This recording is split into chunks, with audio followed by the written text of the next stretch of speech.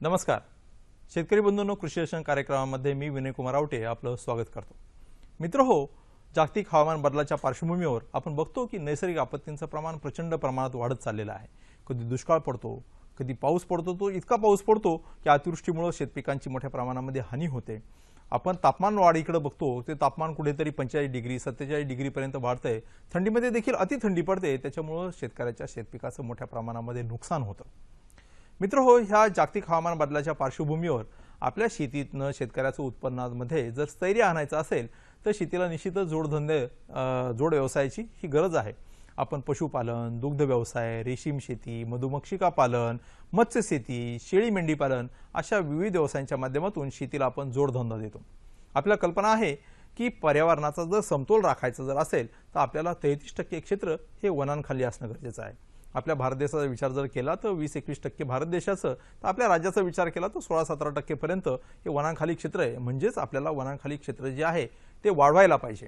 परंतु एका बाजूला वाढत्या लोकसंख्येला अन्नधान्याची गरज भागवण्याकरता शेतजमीन ही मोठ्या प्रमाणात आवश्यक आहे आणि त्यासाठी मोठ्या प्रमाणात वृक्षतोड वगैरे होऊन, औद्योगिक कारणासाठी वृक्षतोड वगैरे होऊन वनांचं प्रमाण एकीकडे घटतंय।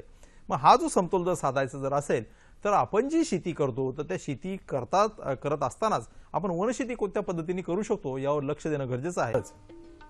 मित्रहो, या विषयाच्या संदर्भामध्ये आपल्याला माहिती देण्यासाठी जे तज्ञ उपस्थित आहेत त्यांचा मी आपल्याला परिचय करून देतो। तज्ञ आहे डॉक्टर सखेचंद अनारसे। अनारसे साहेब नमस्कार। नमस्कार मित्रहो, डॉक्टर सखेचंद अनारसे हे वरिष्ठ संशोधन सहाय्यक म्हणून महात्मा फुले कृषी विद्यापीठ राहुरी या ठिकाणी काम पाहतात आणि गेली 8 वर्ष ते वनशेतीच्या संदर्भामध्ये त्या ठिकाणी संशोधन करत आहेत। तर जवळपास 21 वर्षापासून ते कृषी विद्यापीठामध्ये विविध प्रकारचं संशोधन कार्य ते करत आहे आणि वनशेतीच्या संदर्भात त्यांचा दांडगा अभ्यास आणि अनुभव आहे। आज आपल्याला त्यांच्या अनुभवाचा आणि अभ्यासाचा फायदा होणार आहे। मित्रो, आपल्या कल्पना आहे की आजचा कार्यक्रम हा फोन इन लाईव्ह स्वरूपाचा कार्यक्रम आहे। म्हणजेच या कार्यक्रमामध्ये आपण थेट फोनद्वारे प्रश्न या ठिकाणी तज्ञांना विचारू शकता आणि आपल्या मनातील शंकांचं निरसन आपण करून घेऊ शकता। आमच्याशी संपर्क साधण्यासाठी आमचा दूरध्वनी क्रमांक आहे 24 90 80 50। आमचा दुसरा क्रमांक आहे 24 98 80 50। मुंबई बाहेरील प्रेक्षकांनी फोन करण्यासाठी तथा मोबाईल धारकांनी संपर्क साधण्यासाठी 022 हा एसटीडी क्रमांक त्यापूर्वी लावा। तर मित्रहो, आता आपण चर्चेला सुरुवात करूया। अनारसे साहेब, आपण ज्या विषयाच्या संदर्भामध्ये आज आपण चर्चा करतोय ती वनशेती, ती वनशेती म्हणजे नेमकी काय संकल्पना आहे? शेतकरी मित्रांनो, आपणा सर्वांना कल्पना आहे की पारंपरिक पद्धतीने शेती करत असताना आपण फक्त कृषीची किंवा अन्नधान्याची पिकं किंवा पैशासाठी आर्थिक जास्त फायदा मिळावा म्हणून पिकं घेत असतो। परंतु वनशेती असा एक पर्याय आहे की माणसाला ज्या गरजा लागतात, अन्नधान्यासाठी पिकं, जळणासाठी लाकूड फाका, जनावरांसाठी चारा, अशा विविध गरजा भागवण्यासाठी एकाच भूभागापासून वनवृक्ष आणि अन्नधान्याची पिकं, जनावरांसाठी चारा, जळणासाठी लाकूड फाटा, इमारतीसाठी लाकूड, अशा विविध गरजा भागवण्यासाठी एकाच भूभागावर अशी दोन्ही वनवृक्ष आणि अन्नधान्याची पिकं क्रमवार किंवा एकाच वेळी घेणं आणि आपल्या आहे त्या जमिनीचा जास्तीत जास्त उत्पादकता वाढवणं, यालाच आपण वनशेती असं म्हणतो। बरोबर। अनारसे साहेब, आताच आपण बघितलं की आपले भारताचे पंतप्रधान आदरणीय नरेंद्रजी मोदी साहेब हे मन की बात ह्या कार्यक्रमाद्वारे संवाद साधत असतात, नागरिकांशी, देशवासियांशी संवाद साधत असतात। आणि आत्ताच जे नजीकच्या मन की बात कार्यक्रमामध्ये माननीय पंतप्रधान महोदयांनी हा मुद्दा सांगितला की आपण फर्निचर, इमारतीसाठी मोठ्या प्रमाणामध्ये लाकूड जे आहे ते परदेशातून आयात करतो आणि याच्यासाठी मोठ्या प्रमाणात परकीय चलन आपण खर्च करतो। तर आपण जो शेती करतो त्या शेताच्या बांधावरच आपण अशा प्रकारे काही वृक्ष प्रजातींची जर लागवड जर केली तर आपल्याला उत्पन्नही चांगलं मिळू शकतं आणि देशासाठी परकीय चलन देखील जे आहे ते आपण वाचू शकतं। तर अनारसे साहेब, या संदर्भामध्ये वनशेती का करावी, म्हणजे माननीय पंतप्रधान मोदयांनी तर सांगितलं, पण आपण काय सांगाल याच्या व्यतिरिक्त? बरोबर आहे। वनशेतीचा आपण विचार करत असताना आपण जर पाहिलं तर पंतप्रधान साहेबांनी जे काय आपल्याला मुद्दा, कळीचा मुद्दा अगदी मांडलेला आहे, बरोबर, त्याच्यामध्ये आपण जे काय वृक्ष किंवा वृक्ष लागवड करतो त्याच्यामध्ये इमारतीसाठी लागणारं लाकूड, फर्निचरसाठी लागणारं लाकूड, याचा जर विचार केला तर आपल्याला महाराष्ट्राचे 2 भाग आपल्याला पाहता येतील। जिथं पाऊसमान भरपूर असतं तो कोकण आणि विदर्भाचा भाग, आणि जिथं पाऊसमान हे 500 मिलीमीटरच्या जवळपास म्हणजे कमी प्रमाणात असेल असे 2 भाग करता येतील। आता पर्यायी वृक्ष म्हणून आपण याचा विचार करतोय तर फर्निचर आणि इमारतीसाठी लाकडासाठी हम्म. ऐन हा एक वृक्ष हाय रेनफॉल झोन पण आहे, जिथं पाऊसमान भरपूर जास्त पडतं. पडतं. आणि बरोबर. त्याच्या जोडीला शिवण, बर. हे दोन वृक्षाचे आपण पर्याय वृक्ष म्हणून भरपूर पाऊसमान असणाऱ्या प्रदेशामध्ये आपण याची यशस्वीरित्या बांधावर लागवड करू शकतो. हम्म. परंतु जिथं पाऊसमान अत्यंत कमी आहे, उदाहरणार्थ अहमदनगर, बर. सोलापूर, हम्म. अशा ठिकाणी पाऊसमान 500 मिलीमीटरच्या जवळपास बरोबर. असतं.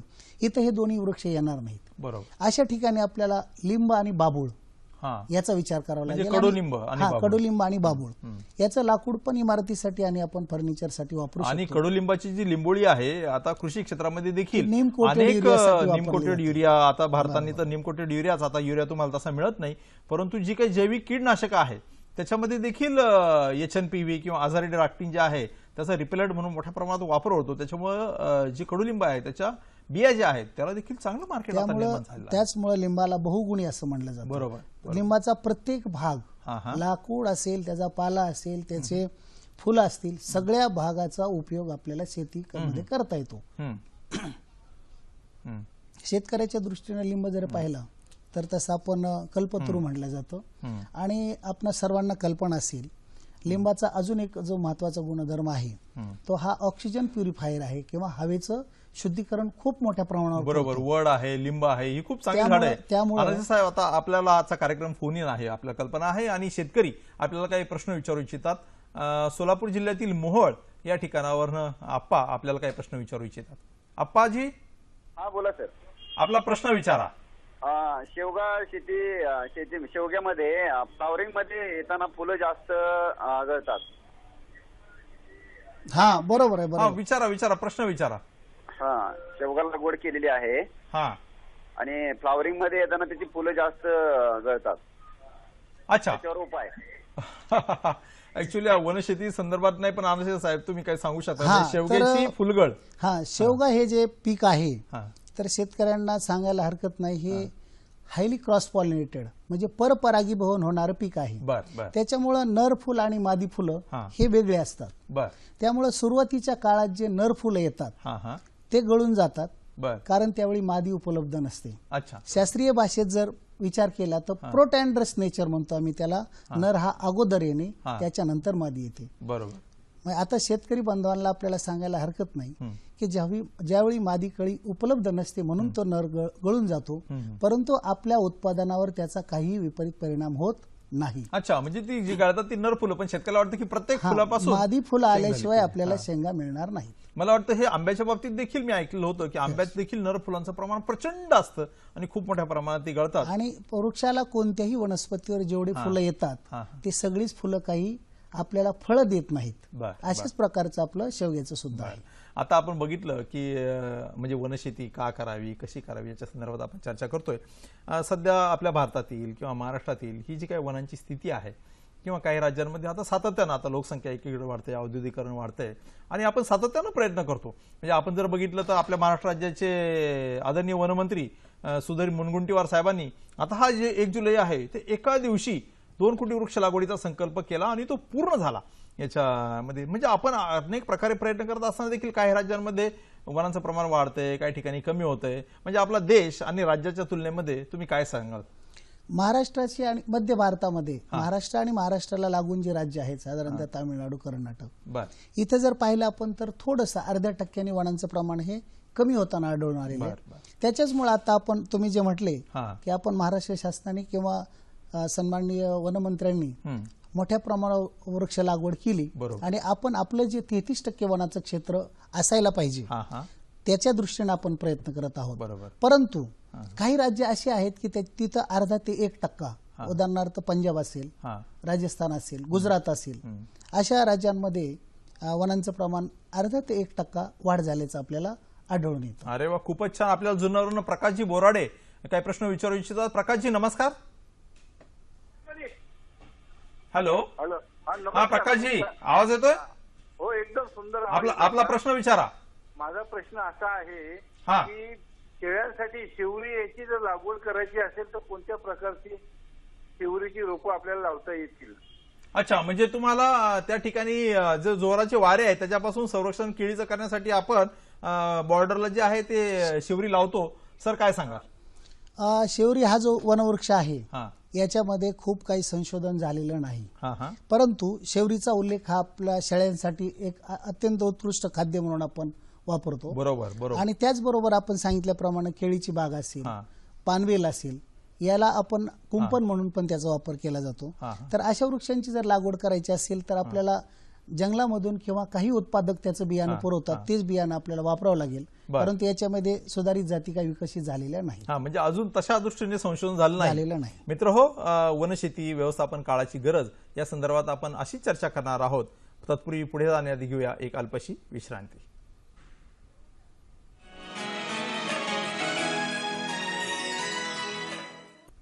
ब्रेक नंतर आपलं पुन्हा एकदा स्वागत करतो. मित्र हो, आजचा जो चर्चेचा विषय आहे तो आहे वनशेती व्यवस्थापन काळाची गरज. आणि या संदर्भात माहिती देण्यासाठी आपल्याकडे तज्ज्ञ उपस्थित आहेत. डॉक्टर सखेचंद अनारसे, महात्मा फुले कृषी विद्यापीठ राहुरीचे ते शास्त्रज्ञ आहेत. आपल्याला अमरावती या ठिकाणाहून एक शेतकरी काही प्रश्न विचारू इच्छितात. हॅलो संजयजी, हा हा हा आपला प्रश्न विचारा. मला 4 एकर कोरडवाहू क्षेत्रावर लागवड करायची आहे वनशेतीची. बर, तर 100% कोरडवाहू आहे, म्हणजे पावसाच्या पाण्याच्या व्यतिरिक्त काहीच सोय नाही तिथे. तर काही बर, करता बर. येत नाही. चांगला प्रश्न आहे अनारसे साहेब. त्यांच्याकडे 4 एकर जमिनीवर त्यांना लागवड करायची. उदाहरणतः विदर्भामध्ये जर आपण बघितलं तर जमीन खूप मोठ्या प्रमाणामध्ये असते. 100 एकराचे खूप शेतकरी आहेत आणि त्या ठिकाणी काही क्षेत्र जे आहे ते वनशेतीसाठी ते देऊ शकतात.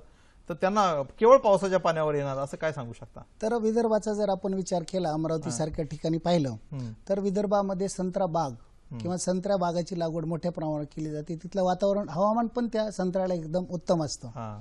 त्यामुळे अशा शेतकऱ्यांना आपण काय सुचवतो की संत्रा बागेमध्ये संत्रा बागेची आपण लागवड साधारणतः 15 किंवा 18 फुटावर करत असतो. आणि सुरुवातीचे एक 4-5 वर्ष संत्र्याला जोपर्यंत फळ येत नाहीत, त्याच्यापासून उत्पन्न सुरू होत नाहीत, अशा कालावधीमध्ये सुरुवातीला रबी हंगामात खरीप हंगामात साधारणतः आपण सोयाबीन सारखं पीक घेऊ शकतो. रबी हंगामामध्ये आपण हरभऱ्यासारखं पीक घेऊन त्या संत्रा बागेच्या सुरुवातीच्या 4-5 वर्षाच्या काळात या 2च हंगामामध्ये आपल्याला फक्त खरीप आणि रब्बी, कारण रब्बी मध्ये कमी पाण्यावर किंवा रेसिड्युअल मॉइश्चरवर सुद्धा हरभरा येऊ शकतो. एखादं त्याला शितळा जरी पडला, आणि खरीप हंगामाचा आपण जास्तीत जास्त फायदा घेऊन रब्बीमध्ये आहे त्या उपलब्ध त्या पाण्यावर त्याने हरभऱ्यासारखं पीक घ्यावं. आणि कृषी वणिकी किंवा कृषी उद्यान अशा प्रकारची वनशेती त्यांना करणं अत्यंत फायद्याचं ठरू शकतं. बरोबर आहे. पण आता जसं तुम्ही संत्रा सांगितलं, आता वरुड मोर्शी सारखा जो भाग आहे ज्या ठिकाणी संत्र्याच्या बागा खूप मोठ्या प्रमाणात, पण संत्र्याला पाणी लागतं. म्हणजे उन्हाळ्यामध्ये पाण्याशिवाय तर संत्रा येत नाही. अनेक संत्र्याच्या बागा जळून गेलेल्या आपण बघतो. तर त्याच्या व्यतिरिक्त मला असं वाटतं की जसं तुम्ही कोरपड म्हणता किंवा त्याचबरोबर अगदी सागासारखी काही झाडं आहेत किंवा अगदी बाबळीसारखी की ज्या ठिकाणी त्याचे तुलनात्मक दृष्ट्या जे आहे कमीत कमी पाण्यामध्ये येणारे वृक्ष, असा जर विचार केला आपण तर अशा शेतकऱ्याने कमी पाण्यावर येणारे बोर असेल, आवळा असेल, सीताफळ अशा वृक्षांची लागवड करून अशी अन्नधान्याची जी हंगामी पिकं आहेत खरीप आणि रब्बीची घेतली तर अत्यंत त्याला फायदा होऊ शकतो. बरोबर. म्हणजे जनरली आता अमरावतीकडे आता खरीपामध्ये जे आहे कापूस, तूर हे घेतली जाते आणि रब्बी हंगामामध्ये काही ठिकाणी जे आहे तर त्या काही ठिकाणी जे आहे तर लोक हरभऱ्यासारखं पीक आता घ्यायला लागले, पण त्यांच्याकडे दुसरं काही नाहीये. संजयजी, मला वाटतं की आपलं समाधान याच्यानं झालं असेल. अनारसे साहेब, हा जो काही म्हणजे महाराष्ट्रातलं जे काही क्षेत्र आहे त्याच्यापैकी असं कोणतं क्षेत्र आहे आणि किती प्रमाणात क्षेत्र आहे की जे आपण वनांखाली आणू शकतो, म्हणजे कृषी वनशेती खाली? तर आपण पाहतो महाराष्ट्रामध्ये असं बरंच क्षेत्र आहे की जिथं शेतकऱ्यांना इतर पिकं घ्यायला परवडत नाही. जे पडीक आहेत, काही वेस्टलँड आहेत की ज्या खराब झालेल्या जमिनी आहेत, काही उजाड माळरान आहेत की ज्याच्यावर कोणत्याही प्रकारचे वृक्ष पण नाही आहेत. तर आपण असं नाही म्हणणार की जी उत्पादक जमीन, चांगल्या जमिनी कृषी वनशेती खाली आणा किंवा वनशेती खाली आणा, परंतु जिथं आपण कोणतीही पिकं घेऊ शकत नाही त्यांना आपण दुरुस्त करून त्यांच्याकडं खरीप हंगामामध्ये ते व्यवस्थित जर वनवृक्ष लावले, लागवडीला जी पड आहे किंवा जी इतर पडीक जमीन आताच आपण जे म्हणलं की जेवढे अनिष्ट परिणाम आपल्याला ह्या वनवृक्ष कमी झाल्यामुळे होतात, त्याला जर ह्या पडीक जमिनी आणि डोंगर उताराच्या जमिनी, रस्त्याच्या बाजूने आपण जर दुतर्फा लागवड केली तर ह्या जमिनी आपण वनाखाली आणणं सहज शक्य आहे. बरोबर. याच्या संदर्भात आपण बोलणारच आहोत. आपल्याला सोलापूरवरनं एक देविदाजी मेढे कार्टी या ठिकाणावर आपल्याशी काही फोनवर प्रश्न विचारू इच्छितात. देविदाजी, नमस्कार. हा, नमस्ते सर. आपला प्रश्न विचारा. सर, मी सोलापूर या दुष्काळी भागात राहतोय बरोबर. माझी जमीन कोर्टी तालुका करमाळा जिल्हा सोलापूर या भागात आहे. अच्छा. तर अशा भागामध्ये साधारण कुठल्या प्रकारचं फळबाग घेणं माझ्या दृष्टीने फायदेशीर होईल? आता करमाळा आणि माळशिरस मध्ये तर आता केळीची फळबाग खूप चांगल्या पद्धतीने लोक घेतात. तुम्ही जर म्हणता करमाळा, पण करमाळ्यामध्ये बऱ्यापैकी बागायत आहे. नाही सर, माळशिरस जो आहे तो पूर्ण इरिगेटेड बागायत एरिया भाग आहे. आहे, बागायत भाग अच्छा, आहे. ठीक आहे. आपण सर्वांना विचारूया. करमाळ्याचे शेतकरी आहेत आणि बरोबर त्यांच्याकडे पाण्याची समस्या आहे, तर कोणती वनशेती त्यांनी करावी? नगर जिल्हा आणि करमाळा जिल्हा हा ऍडजॉइनिंग असल्यामुळे बरोबर. जामखेड, श्रीगोंदा आणि त्या आम्ही ठिकाणी. नेहमी तिथं फिरत असतो. बर. हा पूर्ण कमी पाण्यावर येणारा आणि दुष्काळी भाग आहे. बरोबर. अशा शेतकऱ्यांचा जर आपण विचार केला तर आताच मी सांगितल्याप्रमाणे सोलापूर जिल्ह्यामध्ये बोरीचं क्षेत्र जे मोठ्या प्रमाणावर वाढलेलं आहे ते तेच कारण आहे. तिथं पाऊसमान अत्यंत कमी असतं. आणि तुम्ही जे माळशिरस म्हणले तर तो फक्त माळशिरस पंढरपूर हा बागायती भाग आहे, इरिगेटेड आहे. परंतु हे जे आहेत मोहोळ असेल, करमाळा असेल, बार्शी असेल, असे उस्मानाबाद मधले काही तालुके आहेत, तर तिथं पाऊसमानावरच त्यांना शेती करावी लागते. अशा ठिकाणी कमी पाण्यावर येणाऱ्या फळवृक्षांचा विचार करणं अगदी क्रमप्राप्त आहे. याच्यामध्ये सीताफळ असेल, आवळा असेल, बोरीसारखं पीक ते घेऊ शकतात. आणि हे पिकं घेत असताना त्या सिच्युएशननुसार साधारणतः आपण करमाळ्यामध्ये ज्वारी घेतो. बरोबर. ज्वारीचं ते आंतरपीक म्हणून लागवड करू शकतात.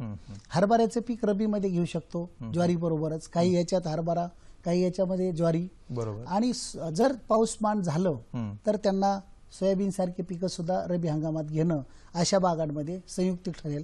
आणि कमीत कमी पाऊसमानात आणि कमीत कमी पाणी उपलब्ध पाण्यामध्ये कमी पाण्यावर येणारी अशा प्रकारची वनवृक्ष आणि अन्नधान्याची पिकं अशा ठिकाणी घेणं अत्यंत फायदेशीर ठरतं. नाही, ठीक. पण कमी पाण्यावर येणारी जी काही वनशेतीची पिकं आपण म्हणतोय, तर त्याच्यापैकी एक दोन सांगा ना. म्हणजे कोणत्या? बोरी सारखं एकदम कमी पाण्यावर बोरी येतं. आहे, आवळा आवळा आहे, आहे, सीताफळ आहे. बरोबर. अशीच पिकं घेतली तरच त्यांना ते परवडण्यासारखं आहे. किंवा मग पूर्णतः त्यांनी वनीकरणाला जायचं म्हटलं तरी थोडीशी ते लिंब आणि बाबूळ जसं आपण मगाशी म्हटलं हा, आहे. लिंब आणि बाबूळ जर घ्यायचं म्हटलं तर त्यांना एकदम ओजाड माडानं किंवा खराब जमिनी आपण त्याला वापरू शकतो.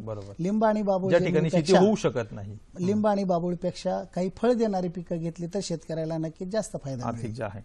अनाशे साहेब, आता ही वनशेती आणि जो काही आपण हवामान बदल जे आपण बघतोय, जागतिक हवामान बदल ज्याला आपण म्हणतोय, याचा काय संबंध आहे? म्हणजे कशा पद्धतीने आपल्याला संबंध याचा प्रस्थापित करता येतो? जागतिक हवामान बदलाचं प्रमुख कारण जर पाहिलं तर भरमसाठ होणारी वृक्षतोड, बरोबर, नंतर आपली वाढणारी लोकसंख्या आणि प्रदूषण, वाहनांचं प्रमाण वाढते, त्याच्यामधून कार्बन डायऑक्साईड निघतोय. ह्या सर्वांचा जर विचार केला तर आपल्या एक लक्षात येतं की कार्बन डायऑक्साईडचं प्रमाण हे जास्त झाल्यामुळं आपल्याला ह्या जागतिक तापमान वाढी आपण जर विचार केला तर गेल्या 130 वर्षाचा जर इतिहास पाहिला तर आपलं तापमान हे 0.6 अंश सेल्सिअसनी वाढल्याचं आपल्याला लक्षात येतं. आणि याचं मुख्य कारण जर पाहिलं असेल तर हवेतलं कार्बन डायऑक्साईडचं प्रमाण हे वाढलेलं आहे. आणि हे जर आपल्याला कमी करायचं असेल किंवा पर्यावरणाचं संतुलन राखायचं असेल तर वनवृक्षांची मोठ्या प्रमाणावर लागवड होणं हे गरजेचं आहे. आपल्याला परभणीवरून सुधाकरजी आरे म्हणून काही प्रश्न विचारू इच्छितात. सुधाकरजी नमस्कार. नमस्कार सर. मला आपला प्रश्न विचारा. मला शिवबाबूची लागवड करायची शेतामध्ये. सुबाबूळची लागवड करायची शेतामध्ये? हा सर. मग ते शेत पडीक आहे का? नाही, आपल्या सुपीक जमीन आहे. चांगल्या शेतीमध्ये? हा, म्हणजे थोडं हलकी जमीन आहे. मला वाटतं की सुबाबूळची लागवड, म्हणजे माझा जो अनुभव आहे, सुबाबूळची समस्या होते, तर तुम्ही काय? सुबाबूळची लागवड त्यांना जर करायची असेल तर त्यांचा मुख्य उद्देश एखाद्या वेळी जनावरांच्या चाऱ्यासाठी शेळ्या मेंढ्यांना ते सुबाबूळ वापरतात एक, किंवा जळाऊ लाकडासाठी पण सुबाबूळचा मोठ्या प्रमाणाला उपयोग करू शकतो आपण.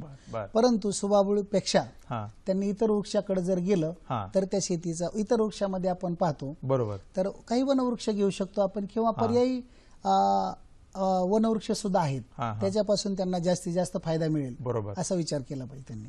बरोबर. म्हणजे केवळ सुबाबूळ, कारण सुबाबळीचे अत्यंत दुष्परिणाम देखील मी सुबाबळीचा चारा जर जनावरांना खाऊ घातला फक्त सुबाबळीचा तर त्यात मायमोसिन कंटेंट जे असतं त्याच्यामुळे शेळ्या मेंढ्यांच्या अंगावरचे केस जाणं हा अगदी विपरीत परिणाम त्या शेळ्या मेंढ्यांवर होतो. आणि म्हणून आम्ही शास्त्रज्ञ मंडळी सांगत असताना नेहमी म्हणतो फक्त एकच चारा खाऊ घालू नका. ठिकाणी म्हणजे तणासारखा पण त्याचा प्रादुर्भाव होतो आणि त्याचा प्रसार खूप मोठ्या प्रमाणावर होतो आणि त्याचं मग बंदोबस्त करणं शेतकऱ्याला अवघड जातं. बरोबर सर, आपण खूप चांगली माहिती देतोय आणि शेतकऱ्यांचा देखील चांगला उत्साह आहे. मित्र हो, आपण ह्या वनशेती व्यवस्थापनाच्या संदर्भामध्ये अशीच माहिती घेणार आहोत. तत्पूर्वी पुढे जाण्याआधी घेऊया एक छोटीशी विश्रांती.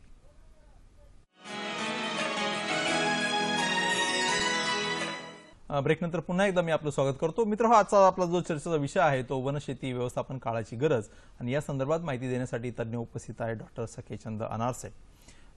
ब्रेकवर जाण्याच्या पूर्वी आपण अनेक विषयांवर चर्चा केलेली आहेत. आता आपल्याला औरंगाबादवरनं एक शेतकरी दत्ता गाडेकर आपल्याला काही प्रश्न विचारू इच्छितात. दत्ताजी नमस्कार. नमस्कार सर. आपला प्रश्न विचारा. सर, माझा प्रश्न असा होता की आमची जी शेती ती डोंगर उतारावर आहे थोडी. बरं. तर वन शेती करताना त्या शेतीमध्ये कशा पद्धतीने पीक घेतलं पाहिजे आणि त्याची कशी निगा राखली पाहिजे? कमी पाणी डोंगर उतारावर त्यांची शेती आहे आणि कशा पद्धतीने पीक घेतलं पाहिजे आणि निगा राखली पाहिजे? हा प्रश्न वनशेतीच्या दृष्टीने अत्यंत महत्वाचा आहे. बरोबर. कारण आपण ज्या जमिनी आपण याच्यासाठी निवडणार आहोत, हा. आताच आपण अगोदरच सांगितलं की डोंगर उताराच्या जमिनी किंवा पडीक जमिनींचा विकास करण्यासाठी आपण वनशेती करत असतो. तर डोंगर उताराच्या जमिनीवर जर आपल्याला वनवृक्ष लागवड करायची असेल, बरोबर, तर त्यासाठी आपल्याला काय करावं लागेल की उन्हाळी हंगामातच ती कंट्रोल ट्रेंचेस आपण म्हणतो की समपातळी चर खांदून घ्यायची. सलग समतल चर, समपातळी चर खांदून घेतल्यानंतर पावसाचं पाणी पडल्यानंतर त्याच्यात ते जिरलं जातं आणि त्यामध्ये आपण लिंब असेल, बाबूळ असेल, आवळा असेल, सीताफळ असेल, हे कमीत कमी पाण्यावर येणारे वृक्ष लावले तर एकदा पावसाच्या पाण्यावर 4 महिने त्यांना पाणी भेटलं की हे वृक्ष, लिंबाला खूप कमी पाणी लागतं. म्हणूनच भारत सरकारने महात्मा फुले कृषी विद्यापीठाला लिंब हा एक मुख्य मॅन्डेट क्रॉप दिलेला आहे. बरं. आणि त्याच्याबरोबर बाबळ आहे, कारण तो कमीत कमी पाण्यावर हे वृक्ष येतात. बरोबर. आणि त्याचा उपयोग पण भरपूर आहे. अशा वृक्षांची जर आपण निवड केली आणि सलग समपातळी चर करून जर त्याची पावसाच्या पाण्यावर लागवड केली, बरोबर, तर नक्कीच या शेतकऱ्यांना जास्तीत जास्त वृक्ष लागवड करणं आणि आपण जे आता म्हणतो की 33% वनांचं प्रमाण करण्यासाठी बरोबर यांचा हातभार लागणार आहे. म्हणजे मला तर वाटतं की जिथं उतराव लागवड करायची तिथं सलग समतल चर, म्हणजे सर्वसाधारणपणे 2 फूट रुंदीचे आणि 2 फूट खोलीचा चर जर घेतला तर निश्चितरित्या चांगल्या पद्धतीचं वन त्या ठिकाणी निर्माण होऊ शकतं. आपण अनेक ठिकाणी बघितलंय सामाजिक वनीकरण, वन विभागाच्या माध्यमातून अशी वन तयार झालेली आहेत. आता मगाशी आपण जे चर्चा करत होतो, तुम्ही मगाशी सांगितलं की ही जी झाडं जी आहेत ती जागतिक हवामान बदलामध्ये अत्यंत महत्वपूर्ण भूमिका बजावतात, कारण ते कार्बन घेतात आणि ऑक्सिजन सोडतात. तर आता हे कार्बन, त्या संदर्भामध्ये कार्बन ट्रेडिंग किंवा कार्बन क्रेडिट अशी जी काही संकल्पना आहे, तर ती नक्की संकल्पना काय आहेत आणि महाराष्ट्रातले जे काही शेतकरी आहेत त्याचा कशा पद्धतीने उपयोग करून घेऊ शकतात? कार्बन क्रेडिट आणि कार्बन ट्रेडिंग हा अत्यंत महत्वाचा विषय, सध्याच्या दृष्टीने अत्यंत महत्वाचा विषय आहे. याचं प्रमुख कारण जर पाहिलं तर आपण पाहतो की हे अनिष्ट परिणाम आपल्याला जे पाहायला मिळत आहेत त्याच्यासाठी वन लावणं हे अत्यंत महत्वाचं आहे. बरोबर. शहरी लोक वन कुठं लावतील? त्यांना जागा उपलब्ध नाहीये. म्हणून ही वन लावण्याचं काम हे खेड्यात जे शेतकरी राहत आहेत, आपले बांधव, त्यांनीच करणं अत्यंत गरजेचं आहे. परंतु त्याची आवश्यकता मात्र या वनांची किंवा झाडांची ही आपल्या महाराष्ट्रामध्ये किंवा आपल्या पृथ्वी तलावर राहणाऱ्या प्रत्येक माणसाला त्याची आवश्यकता आहे. कारण शुद्ध हवा जर पाहिजे असेल तर आपल्याला वृक्षाची लागवड करणं गरजेचं आहे. म्हणून आपल्याला जर समजा असा विचार केला की शेतकऱ्यांनी वृक्ष लावायचे आणि त्याचा फायदा इतरांनी घ्यायचा, त्या शेतकऱ्यांना काहीतरी त्याचा मोबदला मिळाला पाहिजे. बरोबर. आणि कार्बन क्रेडिट जे म्हणतो आपण की एका वृक्षानं किंवा लावलेल्या वृक्षानं 1 टन कार्बन डायऑक्साईड हवेतला शोषून घेतला आणि त्याच्या बदल्यात ऑक्सिजन दिला. 1 टन शोषलेल्या कार्बनला आपण कार्बन क्रेडिट म्हणतो. आणि कार्बन क्रेडिटचा जर विचार केला तर ते त्याच्या दृष्टीने ते क्रेडिट झालं. परंतु ते क्रेडिट फक्त तोंडाने म्हणून उपयोग नाही, त्याला ते विकता आलं पाहिजे. बरोबर. आणि हे विकत कोण घेणार? की कारखाने असतील जे आपल्या प्रदूषण फैलावत आहेत, शहरात राहणारे लोक असतील जे इंडस्ट्रियलिस्ट आहेत, बरोबर, यांना ते विकत घेता आलं पाहिजे. म्हणून ह्यांच्याकडे जे क्रेडिट आहे, ज्यांनी समजा 10 हेक्टर वनवृक्ष लावले, आंतरराष्ट्रीय पातळीवर मला वाटतं की हे बंधनकारक केलेलं आहे, त्याच्या दृष्टीने तुम्हाला तेवढी तुम्हाला वृक्ष लागवड करणं गरजेचं आहे. सर, आपण एक फोन घेऊया. आपल्याला सोलापूरवरून शिरीजी मोरे म्हणून काही प्रश्न विचारू इच्छितात, त्यांचा फोन घेऊया, नंतर आपण बोलूया. शिरीजी नमस्कार. हॅलो. हॅलो, नमस्ते. हा शिरीजी नमस्कार, आपला प्रश्न विचारा. आमच्या शेतीमध्ये काळी कसदार जमीन आहे, तरी देखील ज्येष्ठ मधाची लागवड करावं म्हणतोय मी. त्या संदर्भात मला औषधी ज्येष्ठ मध ज्येष्ठ मधाची लागवड करणं आपल्याला नक्कीच फायदेशीर ठरेल आणि ज्येष्ठ मधाची लागवड जर करायची असेल तर औषधी आणि सुगंधी वनस्पती महात्मा फुले कृषी विद्यापीठ राहुरीला आमच्याकडे एक प्रकल्प आहे, तिथं त्यांनी यावं. तांत्रिक ज्ञान आपल्याला तिथून देता येईल, कारण ही एक वनौषधींची लागवड आहे परंतु हे वृक्ष नाहीये. त्यामुळं ज्येष्ठ मधाची लागवड करायची असेल तर अशा शेतकरी बांधवांनी राहुरी इथं धन्वंतरी उद्यान म्हणून आमची एक वनौषधीची योजना आहे, तिथे येऊन समक्ष भेटल्यास तांत्रिक ज्ञान तिथून उपलब्ध होऊ शकतं. आणि राष्ट्रीय फलोत्पादन अभियान आहे त्याच्या अंतर्गत देखील वनौषधी लावण्यासाठी जे आहे त्या अनुदानाच्या योजना वगैरे आहेत. मला वाटतं शिरीषरावांचं याच्याने समाधान झालं असेल. सर, आपण चर्चा करत होतो ती कार्बन क्रेडिटची. आपण सांगितलं की वृक्ष जे आहे ते कार्बन डायऑक्साईड घेतात आणि ऑक्सिजन सोडतात, हवा शुद्ध करण्याचं काम करतात. तर असे कोणकोणते वृक्ष आहेत की जे मोठ्या प्रमाणात, म्हणजे वृक्ष अनेक प्रकारचे आहेत, त्यापैकी असे कोणकोणते वृक्ष आहेत की जास्त कार्बन डायऑक्साईड घेतात, लवकर हवा शुद्ध करतात, अशा संदर्भामध्ये काय आहे? तुम्हाला सांगितलं लिंब हा जो वृक्ष आहे याला ऑक्सिजन प्युरिफायर म्हणलं जातं. बरं. तर जास्तीत जास्त कार्बन डायऑक्साईड घेऊन तो ऑक्सिजन देतो. त्यामुळे आपल्याला बऱ्याच ठिकाणी लिंबाची लागवड होणं गरजेचं आहे आणि त्या दृष्टीने आपण ते काम पण करतोय. तर लिंबासारखे वृक्ष जर आपण लावले तर महत्वाचा मुद्दा आपण कार्बन क्रेडिट आणि कार्बन ट्रेडिंगचा म्हणत होतो. शेतकऱ्यांना त्यांचं क्रेडिट मिळालं पाहिजे किंवा मोबदला मिळाला पाहिजे. हे कार्बन जे क्रेडिट त्यांनी केलेलं आहे ते विकता आलं पाहिजे, म्हणून त्याला मार्केटिंग म्हणजे ट्रेडिंग करणं. म्हणून ज्यांनी अशा प्रकारचे कारखाने असतील किंवा शहरात राहणारे काही कंपनीज असतात, अशांना त्याचं क्रेडिट त्या शेतकऱ्याला काही आर्थिक स्वरूपात देता यावं म्हणून हे कार्बन क्रेडिट आणि कार्बन ट्रेडिंग ही संकल्पना आहे. भारतामध्ये कार्बन क्रेडिटचा दर जर पाहिला ते फक्त $7 ते $24 एवढा येतो, खर्च येतो. परंतु युरोपियन राष्ट्राचा जर विचार केला तर हेच कार्बन क्रेडिट किंवा 1 टन कार्बन मिळायला, एक सर म्हणतात त्याला, ही सरी एक संज्ञा आहे कार्बन क्रेडिट आणि ट्रेडिंग मधली.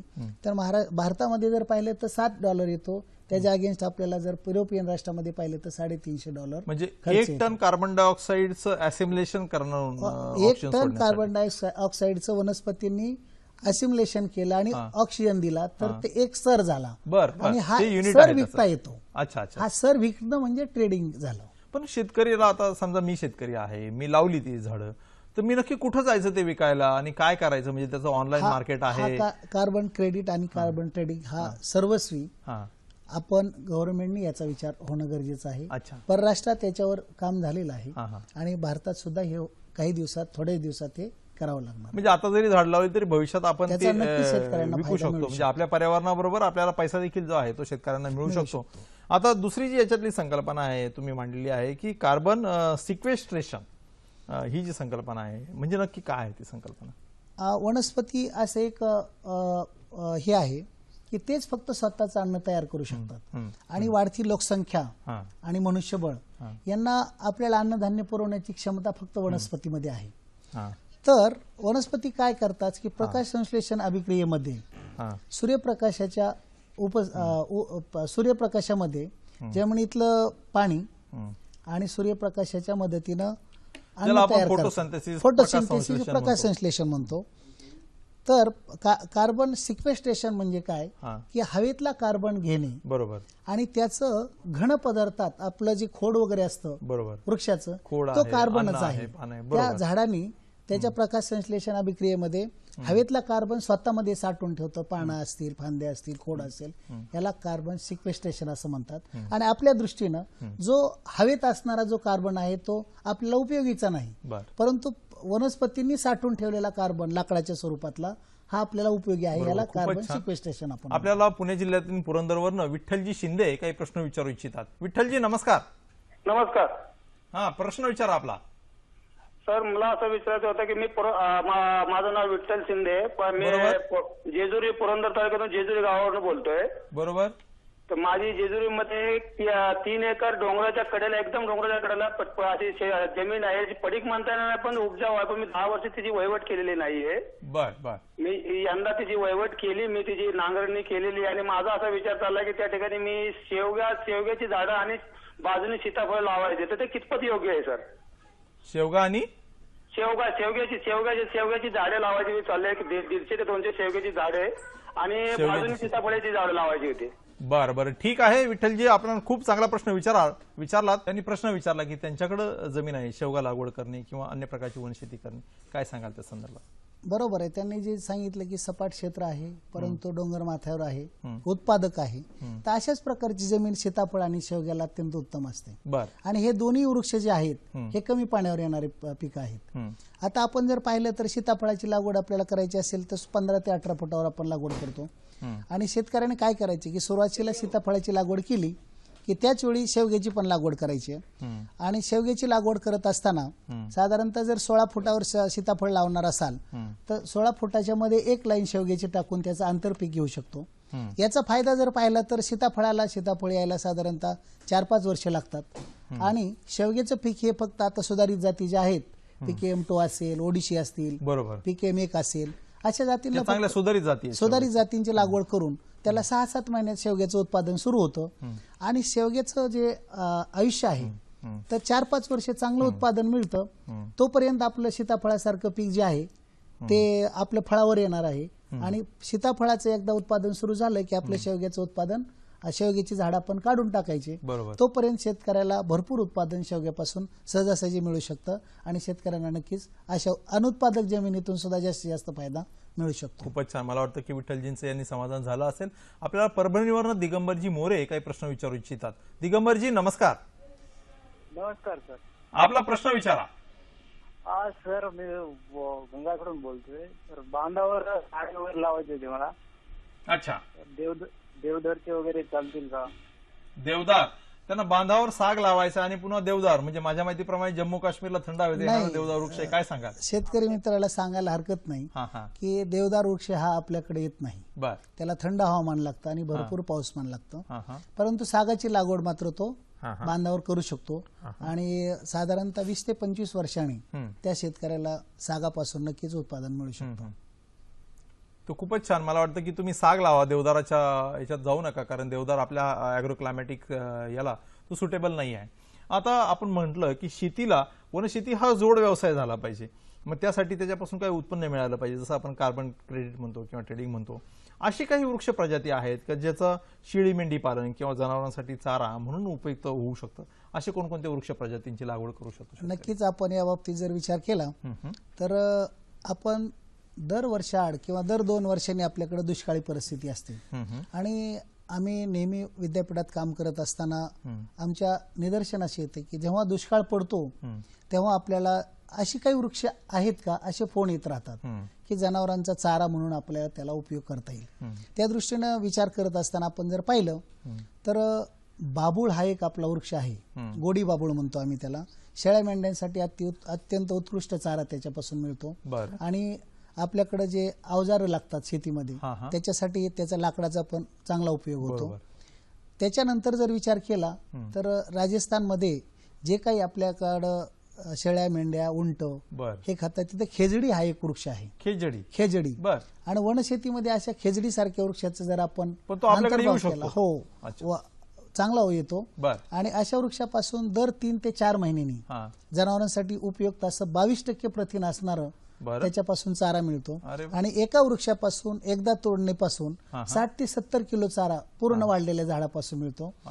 आणि विशेष म्हणजे अशा वृक्षाचं सहयोगी पीक म्हणजे जे आपण कृषीच्या अन्नधान्याची पिकं घेणार आहे त्याच्यावर विपरीत परिणाम अजिबात होत नाही. त्याचं कारण असं की आपण जेव्हा त्याचा चारा तोडत असतो त्यावेळी पूर्ण सूर्यप्रकाश हा जमिनीपर्यंत पोहोचतो आणि सहयोगी पीक जे आहे ते चांगलं येतं आणि जनावरांना प्रथिनयुक्त चारा आपण देऊ शकतो. त्याच्यानंतर जर विचार केला तर सुबाबूळ आहे. सुबाबुळीचा चारा फक्त सुबाबूळ खाऊ घालायचे नाही, परंतु इतर चाऱ्यांमध्ये त्याचा अंतर्भाव केला तर त्याचे विपरीत परिणाम जनावरांच्या आरोग्यावर होणार नाहीत. त्याच्यानंतर जर विचार केला तर लिंबाचा सुद्धा पाला अशा दुष्काळी परिस्थितीमध्ये जनावरांना आपण खाऊ घालू शकतो. आणि जरी दुष्काळ नसला तरी सुद्धा लिंबाचा पाला आपल्या वैरणीमध्ये घालण्याची पद्धत आहे आपण डिवर्म करण्यासाठी. तर डिवर्म करण्यासाठी जनावरांना आपण हा पाला खाऊ घातला तर त्याचं आरोग्य चांगलं होतं. अशा पद्धतीचा विचार केला तर अशा खेजडी असेल, लिंब असेल, बाबूळ असेल, सुबाबूळ असेल आणि त्याच्यानंतर अंजन सारखा वृक्ष सुद्धा आपल्याला चारा देऊ शकतो. अशा वृक्षांची लागवड जर केली तर जेव्हा पाऊसमान जास्त असतं अशा वेळी त्यांचं महत्व समजत नाही, परंतु जेव्हा दुष्काळ पडतो त्यावेळी नक्कीच अशा वृक्षांच्या पालापाचोळ्यापासून शेतकऱ्यांना चारा उपलब्ध होतो आणि आपत्कालीन परिस्थितीमध्ये अगदी मदत होते. खूपच छान, खूपच छान. अनाशे साहेब, आपण वनशेतीच्या संदर्भात ज्या काही विविध पद्धती आहेत म्हणजे शेतपिकामध्ये आपण वनांची कसा अंतर्भाव करू शकतो या संदर्भामध्ये इथं लॅपटॉपवर काही स्लाइड्स आहेत त्या मला प्रेक्षकांना दाखवायच्यात. या ठिकाणी आपण बघूया आणि त्या तुम्ही एक्सप्लेन करा की नक्की ह्या काय आहेत. शेतकरी मित्रांना आपल्याला आता आपण ज्या पद्धतींचा फोनद्वारे आलेल्या प्रश्नांना जी उत्तर दिली तेच आपण स्लाइड शो मार्फत आपण शेतकऱ्यांना जर दाखवलं तर ही पहिली जी स्लाइड आहे ती याच्यामध्ये पहा आपण सागाचं पीक घेतलेलं आहे बरोबर आणि हे झालं वनवृक्ष आणि त्याच्याबरोबर हरभरा घेतलेला आहे. अरे वा, छान आहे. याला आपण कृषी वनिकी असं म्हणतो. आता कृषी वनिकीचा फायदा असा याच्यामध्ये जर पाहिलं तर आपण लिंब आणि हुलग्यासारखं पीक घेतलेलं आहे. लिंब आहे, कडुलिंब आणि हुलगा आहे. अरे वा. त्याच्यानंतर जर आपण पाहिलं तर लिंब आणि कडुलिंब आणि हुलगाच आहे. ह्याच्यामध्ये जर पाहिलं आपण तर करंज आणि हुलग्याची लागवड केलेली आहे. करंज आणि हुलग्याची. शेतकरी बांधवांना सांगायला हरकत नाही की या वनशेतीचा फायदा जर पाहिला तर हे जे वृक्ष मोठे झाल्यानंतर याचा पालापाचोळा जमिनीवर पडतो. पाऊस पडल्यानंतर तो पालापाचोळा सडला जातो आणि त्या सडलेल्या पालापाचोळ्याचं खत निर्माण होतं. जमिनीचं आरोग्य सुधारतं आणि त्याच्याबरोबर जे आपण अन्नधान्याची पिकं घेतलेली आहेत बरोबर त्या पिकांना त्याचा खत म्हणून उपयोग होतो. हा झाला छोट्या म्हणजे अन्नधान्याच्या पिकाला. आणि हे जे मोठे वृक्ष आहेत हे वृक्ष वाढत असताना जेव्हा आपण हे सहयोगी पिकं घेतो ह्या सहयोगी पिकांचा मोठ्या वृक्षांना कसा फायदा होतो की सहयोगी पिकाला आपण जे काही कल्टिवेशन करतो, मशागत करतो, खत देतो याच्या बरोबरच त्या मोठ्या वृक्षांना पण त्याचा फायदा मिळतो. आणि काही पिकं जे आपण पाहिले की हरभरा असेल, हुलगा असेल हे द्विदल वर्गातले पिकं आहेत आणि द्विदल वर्गातले पिकं असल्यामुळे हवेतलं नत्र ते शोषून घेतात आणि त्यांच्या गाठीद्वारे जमिनीमध्ये साठवून ठेवतात आणि त्यांनी साठवलेला जो नत्राचा भाग आहे तो मोठ्या वृक्षांना मिळतो. म्हणजे त्यांची वाढ चांगली होते आणि अन्नधान्याच्या पिकाला आपल्याला शेतकऱ्याला जास्तीत जास्त उत्पादन मिळतं. हा कृषी वनिकीचा फायदा आहे. बरोबर. आता आपण हे साग जो आहे वनस्पती तर खूप इंटरेस्टिंग आहे की खूप मोठ्या प्रमाणात त्याला मौल्यवान वृक्ष आहे. तर त्या संदर्भात ही स्लाइड आहे त्या ठिकाणी आपण बघतोय. आपण थोडंसं ज्या स्लाइड्स आहेत त्या आपण बघूया जेणेकरून साहेब जे आहेत त्या संदर्भामध्ये आपल्याला विस्तृतप्रमाणे माहिती देतील. विनंती करतो की याला जर आपण पाहिलं तर याच्यामध्ये कृषी वनिकीचं आहे. सागासारखं पीक घेत असताना आपल्याला 20-25 वर्ष थांबावं लागतं सागाचं उत्पादन मिळण्यासाठी. परंतु शेतकऱ्याला त्या जमिनीपासून काही ना काही उत्पादन रोजचा चरितार्थ चालण्यासाठी पाहिजे. म्हणून असे शेतकरी ज्यांच्याकडे पाण्याची उपलब्धता आहे अशा प्रकारचे असे भाजीपाल्याची पिकं म्हणून वांग्याचं उत्पादन घेऊ शकतात. साग आणि वांगा आहे आणि त्याला त्याचा फायदा मिळत राहतो. बरोबर. आणि आता हे जे आहे मला वाटतं ते संत्रा आणि हरभरा. मी विनंती करतो की जरा लॅपटॉपचं इनपुट आपण दाखवूया प्रेक्षकांना. संत्रा आणि हरभऱ्यामध्ये मी आता सांगितल्याप्रमाणे हे हरभऱ्याचं सुरुवातीचे 4-5 वर्ष जोपर्यंत संत्र्याला आपल्याला फळं लागत बरोबर तोपर्यंत हे सुद्धा आपलं जे काही हरभरा आहे ते नत्र स्थिरीकरणाचं काम करतं. ही गहू आणि पपईची आपण ही कृषी उद्यान म्हणतो आपण ह्याला. हे जी पपई आहे हे उद्यान आहे बरोबर. आणि कृषी म्हणजे आपलं गहू आहे, गव्हाचं पीक येऊ शकतं. याच्यामध्ये आपण चिंच आणि गहू घेतलेला आहे. चिंच तर बहुवर्षीय आहे, 4-5 वर्ष थांबावं लागतं. तोपर्यंत सुंदर गहू आलेला आहे आणि गव्हाचं उत्पादन शेतकऱ्याला अन्नधान्यासाठी मिळतं. इथं आपण डाळिंबाबरोबर हरभरा घेतलेला आहे. महाराष्ट्र राज्यात डाळिंबासाठी ज्यावेळी त्याला 20-21 महिने 24 महिन्यापर्यंत शेतकऱ्याला डाळिंबाच्या उत्पादनासाठी थांबावं लागतं तोपर्यंत आपण 2 वर्ष व्यवस्थित घेऊ शकतो. आता आपण आताच काय प्रश्न आले तर हे शेवगा लागवड केली असता आपण जर पाहिलं तर 6-7 महिने आपल्याला शेवग्याला लागतात. म्हणजे पीकेएम सारखं वाण 6-7 महिन्यात येतो, परंतु त्याच्या अगोदर आपल्याला हरभऱ्यासारखं उत्पादन सहजासहजी मिळून जातं. बरोबर. इतरही पिकं आपण घेऊ शकतो. हे प्लास्टिक आच्छादनावर आपण मला वाटतं मिरचीची लागवड आहे आणि त्याचबरोबर शेवग्याची लागवड त्याच्यामध्ये केली आहे. याला सुद्धा कृषी उद्यान असं आपल्याला म्हणता येतं. अच्छा. पण आता बघा याच्यामध्ये जर पाहिलं तर शेवगा हा अत्यंत जंगली पीक होतं, दुष्काळी भागात लावणारं पीक होतं. परंतु शेतकऱ्यांनी नवीन तंत्राचा वापर करून पॉलिथिन मल्च केलेला आहे आणि अशा याच्यामध्ये हे शेतकऱ्याच्या शेतावरचा फोटो आहे आणि अशा याच्यामध्ये शेतकऱ्याला त्या शेवग्यापासून आणि मिरचीपासून दुहेरी फायदा मिळतो. कारण शेवग्याला त्याला कमीत कमी 4 ते 5 महिने 6 महिने थांबावं लागतं, तोपर्यंत मिरचीचं पीक त्याचं निघून जातं. आणि हा जो पाहिला तर मिरची निघाल्यानंतरचा हा फोटोग्राफ आहे शेवग्याचा. तर असे शेतकरी आपल्याकडे आहेत की त्यांना जवळजवळ एकरी हे मला वाटतं 4 ते आवळा 5 लाख दिसतोय. रुपये. आवळ्यामध्ये चारा पीक आहे. आवळ्यामध्ये हा मार्वेलचा एक टाईप आहे. आम्ही फुले गोवर्धन म्हणून आम्ही त्याला विद्यापीठाने नाव दिलेलं आहे. आणि आवळा हे उद्यानाचे पीक आहे. आणि हे जनावर ज्या शेतकऱ्याकडं पाण्याची उपलब्धता असेल आणि जनावरांची त्यांना जर सांभाळ करायचा असेल तर अशा शेतकऱ्यांनी उद्यान कुरण बरोबर किंवा वनीय कुरण अशा पद्धतीचा अवलंब करावा. त्याच्यामुळे काय होतं की त्यांना उद्यान म्हणजे फळबागांचा पण फायदा मिळतो आणि जनावरांना चारा सुद्धा उपलब्ध होतो. तर महात्मा फुले कृषी विद्यापीठामध्ये अशा प्रकारचे आपण कुरण विकास करून शेतकऱ्यांना प्रात्यक्षिक दाखवण्याचा प्रयत्न करत असतो.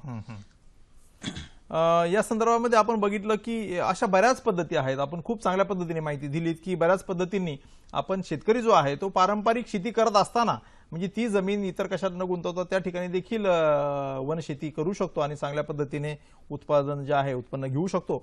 मित्रहो, आपण कृषी दर्शन कार्यक्रम हा फोन इन स्वरूपाचा कार्यक्रम दर गुरुवारी संध्याकाळी 6 वाजता प्रसारित केला जातो. पुढच्या गुरुवारी म्हणजे दिनांक 11 ऑगस्ट 2016 रोजी चर्चेचा विषय आहे परंपरागत कृषी विकास योजना. आणि या संदर्भात सहभागी होणारे तज्ज्ञ आहेत श्री चंद्रकांतजी गोरड, जे कृषी उपसंचालक कृषी आयुक्तालय पुणे या ठिकाणावरनं ते सहभागी होणार आहेत. मित्रहो, हा जो कृषी दर्शन कार्यक्रम आहे हा आपल्याला कसा वाटला किंवा त्या संदर्भात आपल्या प्रतिक्रिया जाणून घेण्यासाठी आम्ही नेहमीच उत्सुक असतो. आपल्या प्रतिक्रिया कळवण्यासाठी आमचा पत्ता असा आहे: निर्माता कृषी दर्शन, दूरदर्शन केंद्र, पांडुरंग बुतकर मार्ग, वरळी, मुंबई 400030. आपण ईमेलद्वारे देखील आम्हाला संपर्क साधू शकता. आमचा ईमेल ॲड्रेस स्क्रीनवर आहे: कृषीदर्शन@gmail.com किंवा कृषीवार्ता@gmail.com. कृषी दर्शन हा प्रोग्राम आपण फेसबुक, यूट्यूब किंवा आमची जी वेबसाईट आहे त्याच्या माध्यमातून देखील आपण फॉलो करू शकता किंवा त्याची माहिती घेऊ शकता. आणि यूट्यूबवर आपण पुन्हा देखील हे कार्यक्रम जे आहे ते आपण बघू शकता. त्यामुळेच आपल्या प्रतिक्रिया साठी आम्ही नेहमीच उत्सुकता असतो. तर त्या प्रतिक्रिया कळवण्याबरोबरच हा कार्यक्रम जो आहे तो आपण पुन्हा पुन्हा या माध्यमातून बघू शकतो. मित्रहो, आज वनशेती व्यवस्थापन खरोखरच खूप महत्त्वाचं आहे. कारण जे काही जागतिक हवामान बदलाचे दुष्परिणाम आता जाणवायला लागलेले आहेत आणि त्याच्यावर जर आपल्याला खऱ्या अर्थाने जर करायचं असेल तर त्याच्यासाठी जे आहे ते वनशेती करणं अत्यंत गरजेचं आहे. आणि या संदर्भामध्ये आपल्याला खूप चांगली आपल्या मनातल्या ज्या काही शंका होत्या, म्हणजे शेती करत असतानाच जिकडे फूड सिक्युरिटी आहे ती साध्य करत असतानाच आपल्याला वन कशी करता येतील त्या संदर्भामध्ये खूप चांगली माहिती दिलीत.